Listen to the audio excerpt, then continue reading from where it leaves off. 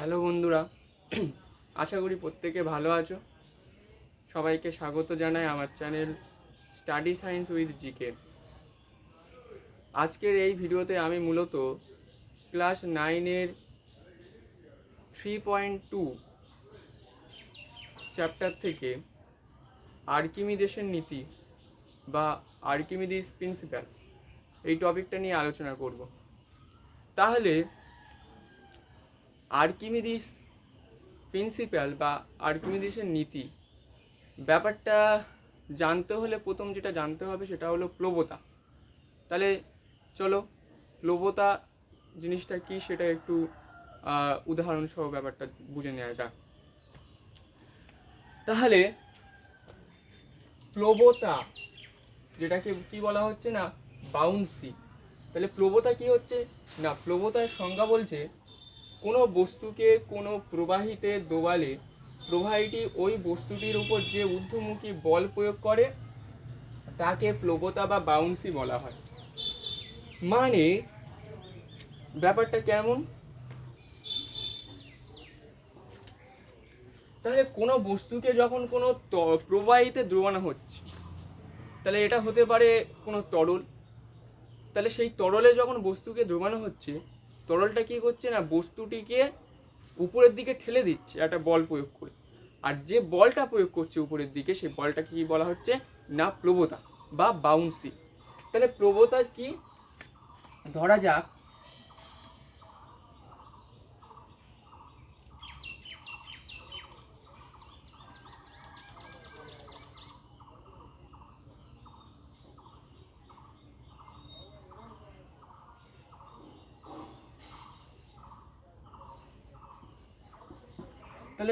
এটা একটা ফুটবল, এবং এই ফুটবলটাকে তুমি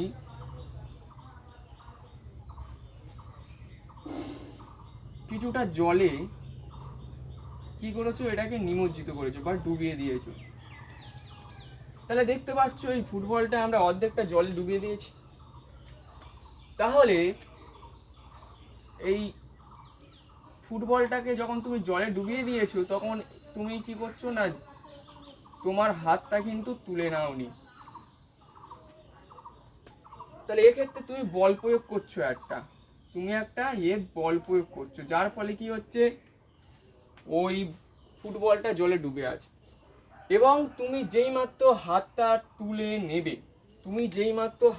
তুলে নেবে, সেক্ষেত্রে কি হবে না, সেক্ষেত্রে দেখবে ওই যে ফুটবলটা যেটা কিছুটা পরিমাণ জলে ডোবানো ছিল, সেটা কি হচ্ছে, সেই নিমজ্জিত অংশ সে ত্যাগ করে উপরে সম্পূর্ণ কি হয়েছে না, উপরে উঠে এসছে। তাহলে এখানটায় প্রশ্ন হলো যে বলটাকে আমি ডুবালাম, সেক্ষেত্রে বল প্রয়োগ করেছিলে তুমি, কিন্তু তুমি যখন বলটাকে অপসারিত করে নিলে, তাহলে বলটা যখন জলের উপরে উঠে এলো, ঠিক আছে, তাহলে সেক্ষেত্রে বলটাকে ঠেলে দিল কে? তাহলে সেক্ষেত্রে বলটা প্রয়োগ করলে অ্যাকচুয়ালি তরল। আর এই যে তরল যে বলটা প্রয়োগ করলো, সেটা উপরের দিকে প্রয়োগ করলো, কারণ বলটা উপরের দিকে উঠে এলো। আর এই বলটাকে বলা হয় কি না, প্লবতা বা বাউন্সি। তাহলে আশা করি ব্যাপারটা বোঝানো গেল। এক্ষেত্রে একটা জিনিস মাথায় রাখতে হবে, সেটা হলো এই প্লবতার মান বস্তু দ্বারা অপসারিত প্রবাহীর ওজনের সমান হয়। তাহলে কি হচ্ছে, একটা প্লবতার মান বস্তু দ্বারা অপসারিত ওজনের সমান হয়। অর্থাৎ এক বালতি জল নিলে, তার মধ্যে তুমি কি করলে না, একটা বড় হচ্ছে কি ইট ফেলে দিলে, তাহলে সেক্ষেত্রে কিছুটা পরিমাণ জল উপরে উপচে পড়ে আসবে।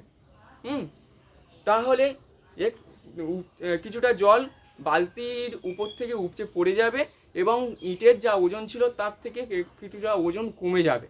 ঠিক আছে, যে ওই জলের মধ্যে আপাত ওজন কমে যাবে।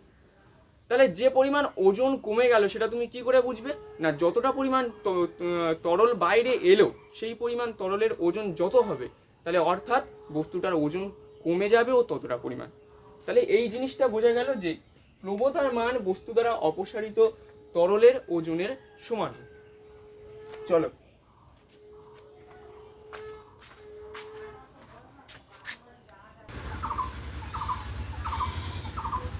আচ্ছা, এবার আমরা জানবো আর্কিমিডিসের নীতি।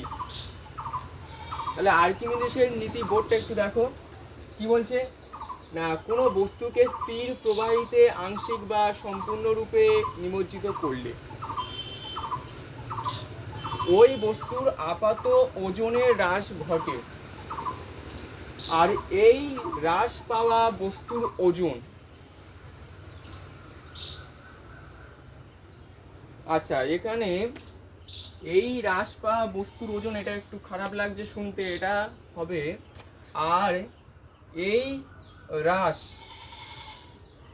এই হ্রাস, আচ্ছা আর এই আর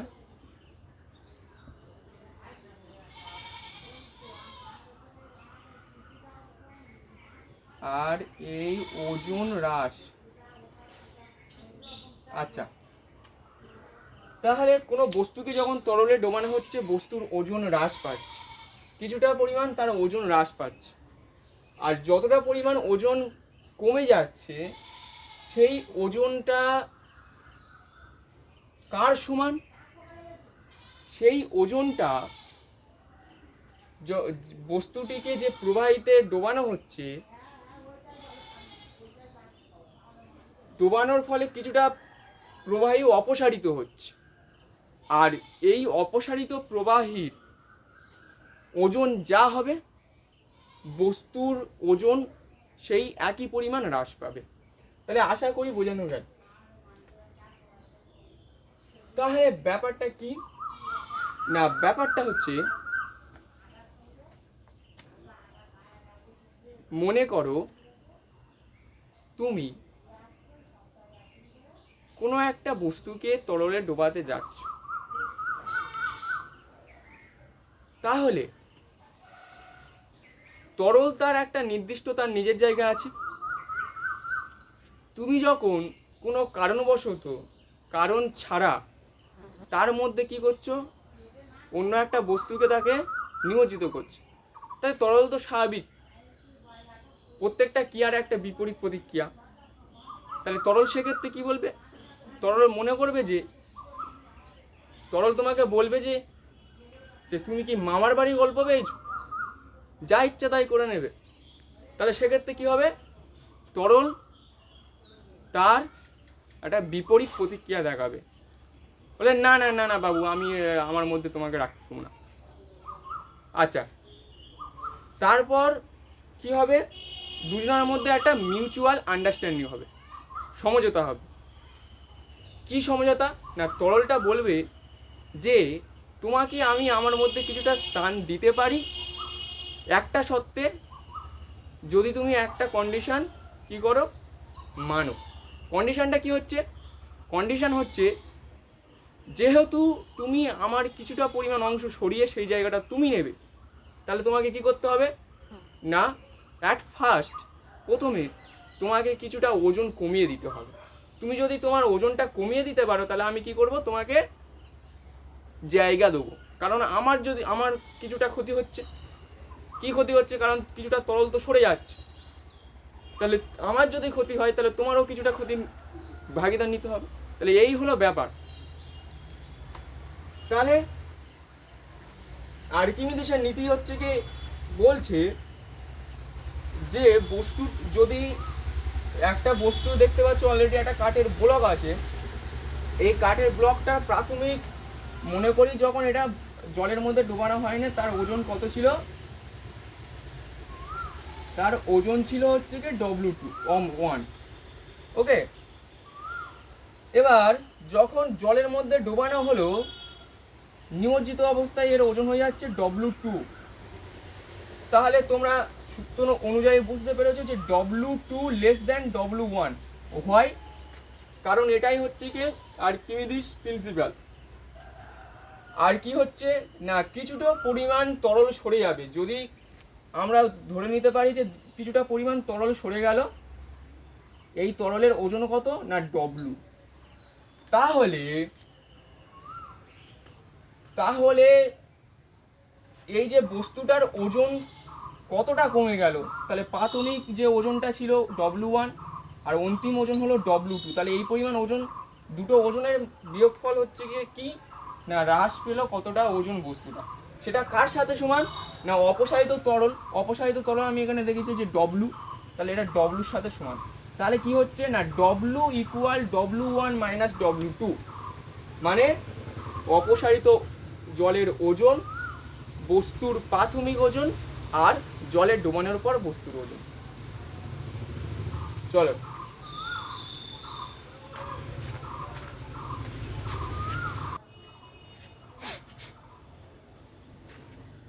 আচ্ছা, এবার যেটা জানবো প্রবাহিতে বস্তুর ভাসমান ও নিমজ্জন। তাহলে আমরা দেখি প্রবাহিতে বা তরলে কোনো বস্তু ভাসতে পারে অথবা সেটা ডুবতে পারে। তাহলে এই যে একটা বস্তু কখন ভাসবে এবং কখন ডুববে, তার ক্ষেত্রে যে যে সত্যগুলো কন্ডিশনগুলো সেটা প্রয়োগ হচ্ছে, তাহলে সেগুলো একটু জানবো। তাহলে চলো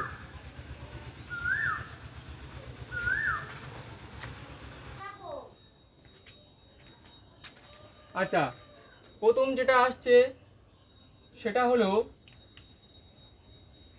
1 নম্বর যে কন্ডিশন বা সত্য, সেটা কি বলছে না। আচ্ছা, এক্ষেত্রে প্রথম ধরে নিচ্ছি যে ধরা যাক কোনো বস্তুর ওজন W1, ওকে। তাহলে আমার কাছে একটা বস্তু আছে, সেই বস্তুর ওজন W1 এবং সেই বস্তুটাকে আমি যখন তরলে ডোবাচ্ছি, তাহলে আমরা একটু আগে জেনেছি যে কোনো বস্তুকে যখন তরলে ডোবানো হয় সেক্ষেত্রে কি হচ্ছে না উপরের দিকে একটা প্রবণতা বল কাজ করে, তাহলে সেটাকে আমি W2 দিয়ে ডিফাইন করেছি।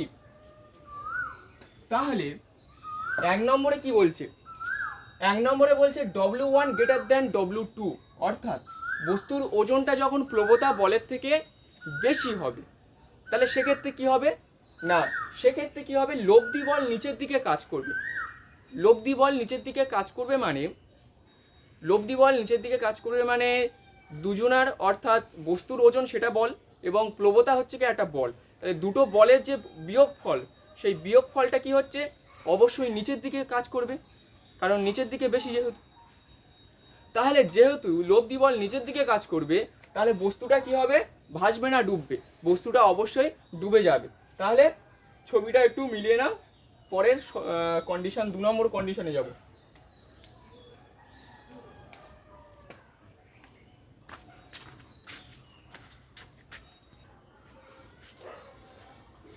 আচ্ছা, এবার 2 নম্বর যেটা আসবে, 2 নম্বর যেটা আসছে সেটা কি হচ্ছে না W1 ইকুয়াল W2, অর্থাৎ বস্তুর ওজন যখন প্রবণতা বলের সমান হচ্ছে তখন কি হবে, তখন বস্তুটা কি হবে তরলে স্থিরভাবে ভাসবে। অর্থাৎ এর উদাহরণ কি দেওয়া যেতে পারে। আচ্ছা, এক্ষেত্রে একটা জিনিস মিস করে গেলাম, সেটা হলো কি না এক্ষেত্রে কোনো লব্ধি বল ক্রিয়া করবে না। কেন লব্ধি বল ক্রিয়া করবে না, কারণ দুজনার ওজন যেহেতু হচ্ছে কি বস্তুর ওজন এবং প্রবণতা বলের যে মানটা দুটো কি হচ্ছে সমান হচ্ছে, তাহলে সমান যেহেতু হচ্ছে তাহলে দুজনের অন্তর্বল কত হবে 0 অবশ্যই। তাহলে এক্ষেত্রে লব্ধি বল যেহেতু 0, তাহলে সেক্ষেত্রে কি হবে না বস্তুটা তরলে ভাসবে। কিভাবে ভাসবে, কেমন অবস্থায় ভাসবে, সেটা হলো স্থিরভাবে ভাসবে। আচ্ছা, এবার যেটা হচ্ছে এর উদাহরণ কি বলা যেতে পারে, এর উদাহরণ কি বলা যেতে পারে, এর উদাহরণ যে কোনো একটা পাত্রে কিছুটা পরিমাণ জল নিলে এবং সেই জলের মধ্যে তুমি কি করলে, আচ্ছা যে জলটা নেওয়া হবে সেই জলের সাথে সমপরিমাণ অ্যালকোহল মেশানো হবে, অর্থাৎ সেটা যদি 10 লিটার জল নেওয়া হয় তার সাথে 10 লিটার অ্যালকোহল মেশানো হবে, তাহলে টোটাল যে 20 লিটারের যে মিশ্রণ পাচ্ছে, তাহলে সেই 20 লিটারের মিশ্রণে যখন তুমি কি করবে অলিভ অয়েল, ঠিক আছে, অলিভ অয়েল তেল কি করবে না সেই মিশ্রণের ওপর যখন ফেলবে, তাহলে ওই যে তেলটা কি হবে না স্থিরভাবে ভেসে বেড়াবে, তেলটা কিন্তু ডুববে না, স্থিরভাবে ভেসে বেড়াবে তরলের উপরে প্রত্যেকটা জায়গা। তাহলে আশা করি বোঝানো গেল যে কোনো বস্তু কখন স্থিরভাবে তরলে কোনো তরলে ভাসবে, ঠিক আছে। আচ্ছা,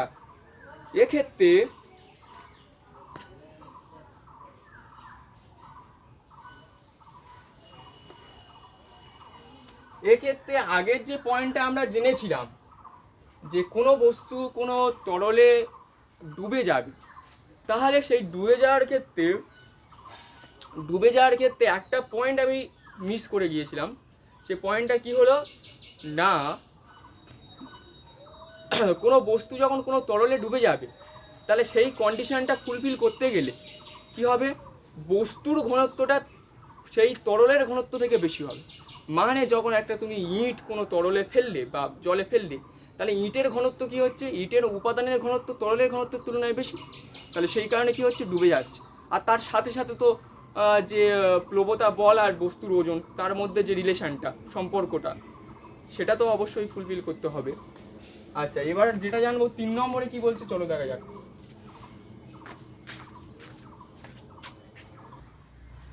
আচ্ছা, 3 নম্বরে যে কন্ডিশনটা আমরা দেখতে পাচ্ছি সেটা কি হচ্ছে না, W1 লেস দ্যান W2, মানে বস্তুর ওজনটা তরলে যে প্রবণতা বল, সেই প্রবণতা বলের থেকে কম হচ্ছে, মানে লব্ধি বলটা উপরের দিকে ক্রিয়া করবে, ঠিক আছে।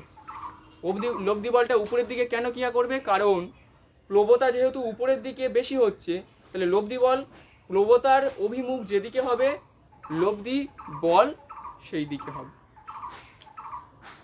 ঠিক আছে।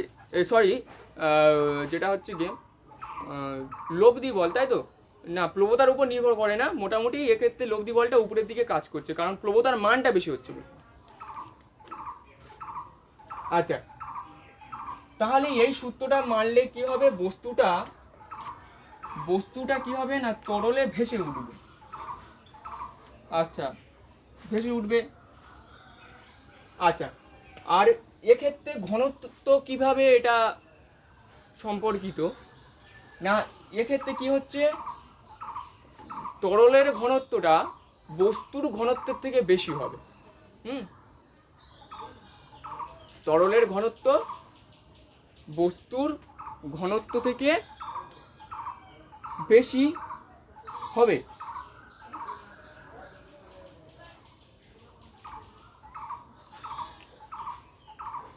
ধরো একটা পুকুরের জল, এবং সেই পুকুরে তুমি কি করলে না, একটা যে শোলা, সেই শোলাটাকে কি করলে, শোলা যেটা হচ্ছে যে থার্মোকল, সেই থার্মোকলকে কিছুটা পরিমাণ ডোবালে, মনে করলে কিছুটা পরিমাণ ডোবালে, তাহলে ভিতরে ডুবিয়ে দেওয়ার পর কি করলে, তুমি হাতটা তুলে নিলে, তাহলে হাতটা তুলে নেওয়ার পরে কি হবে, ওই থার্মোকলটা উপরের দিকে অটোমেটিক ভেসে উঠবে। ঠিক আছে, তাহলে কেন ভেসে উঠলো, কারণ প্রবণতার মানটা বেশি হলো, লব্ধি বলের মানটা বেশি হলো। আর এক্ষেত্রে থার্মোকলের ঘনত্ব জলের ঘনত্ব অপেক্ষা কম হবে, অর্থাৎ প্রবাহীর ঘনত্ব বেশি হবে, তাহলে তখন কি হচ্ছে না, কোনো বস্তু তরলে ভেসে উঠবে।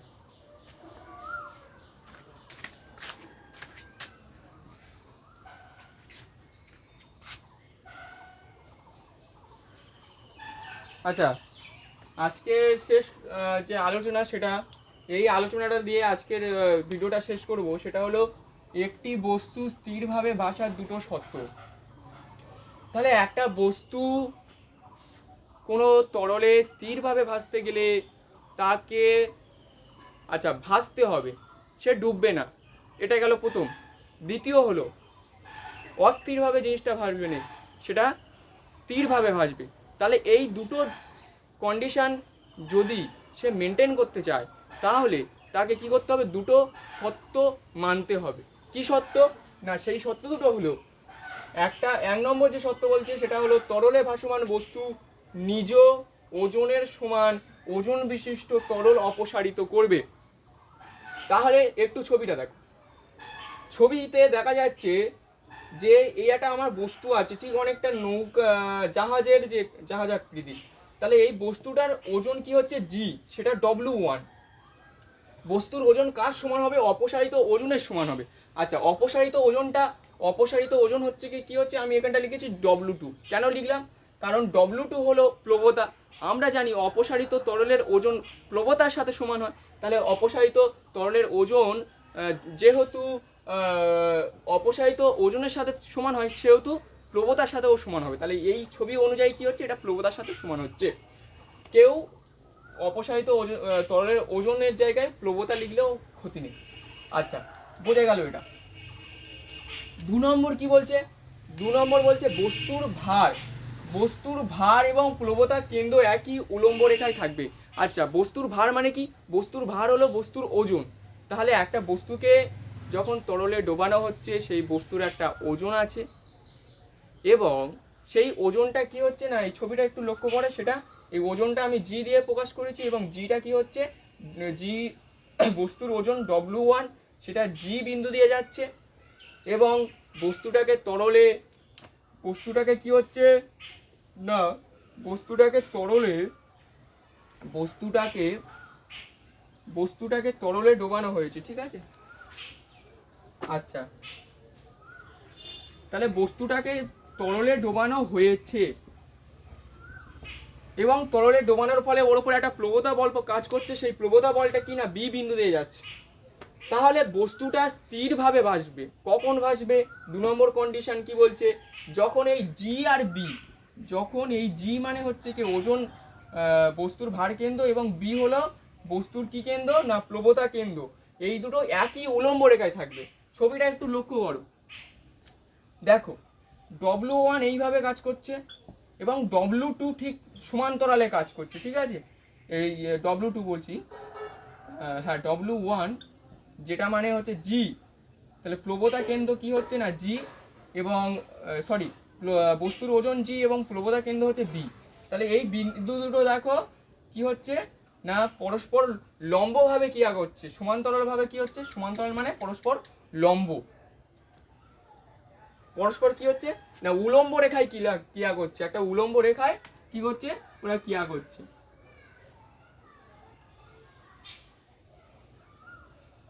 তাহলে এই ছবি অনুযায়ী বুঝতে পারছি যে জি হচ্ছে বস্তুর ভার কেন্দ্র এবং বি প্লবতা কেন্দ্র কি হচ্ছে না পরস্পর উলম্ব রেখায় একটা ক্রিয়া করছে, যার কারণে কি হচ্ছে, বস্তুটা স্থিরভাবে ভাসবে।